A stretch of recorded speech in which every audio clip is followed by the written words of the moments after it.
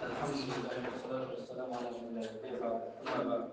Allah subhanahu taala bizləri nəsihət tövbəyə əmr edib çağırdıqda və tövbənin şərtlərini də bizim üçün bildirmişdi. Əgər kimlərdə kimi tövbənin şərtləri cəm olarsa da, o kəs həqiqətən nicat tapmış və uğra çatmış kəslərdən olar.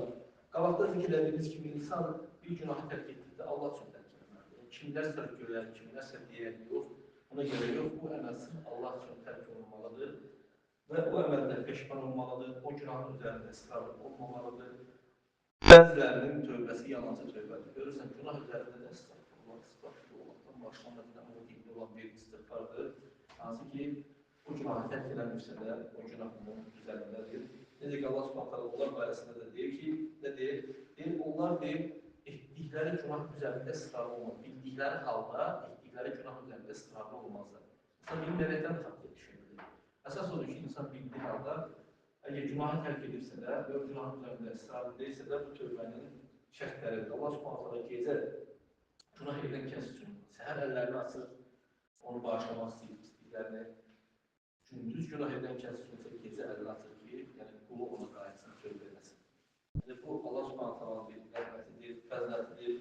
Bunun üçün də biz bu şeydən istifadə eləməliyik. Çalışmalıyıq ki, xeyr əməllərimizi çoxalda, günahlardan çəkinək, hətta nicat tapan kəslərdən olar. Tövbə qapısı açıqdır. O vaxtda kimi ki, günəş batdığı yerdən çıxana kimi.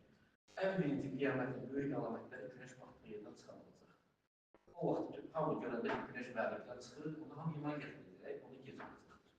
Onda gec olacaq, tövbə qapısı bağlanacaq. Kafir küfür üzərində qalacaq, fasik asili üzərində qalacaq, mömin itaəti üzərində qalacaqdır. Allah subhanətələrdən istəyirəm ki, bizlərə gözəl sonu nəsib eləsin. Allah təala İslam və müsəlmanları izzətləndirsin, küfrü, şirklərini zərb eləsin.